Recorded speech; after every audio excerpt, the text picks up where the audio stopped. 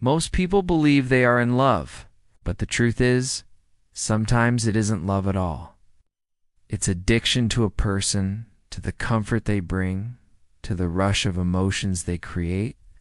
Real love feels peaceful, stable, and freeing. Addiction feels like an emotional roller coaster, highs that make your heart race and lows that leave you in pain. So, how can you tell the difference? When you're in true love, you feel safe. You can trust, breathe, and grow together. Your happiness isn't completely dependent on their every word or action. But addiction to a person is different. You crave their attention constantly. When they pull away, your world collapses. When they give you a little love, you feel high again.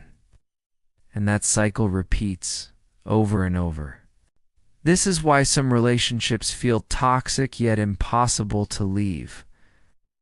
Your heart isn't in love. Your brain is hooked on the dopamine of emotional chaos. Addiction disguises itself as passion. It makes you believe that the pain, the jealousy, the constant need for reassurance is love. But real love doesn't feel like you're fighting for air. Here's the truth most people avoid. If someone's absence feels like withdrawal, you're not in love. You're addicted. The way out is learning to stand on your own emotional feet. Learn to love yourself, to feel complete without constant validation. Because when you break free from addiction, you open the door to love that is real, stable, and fulfilling.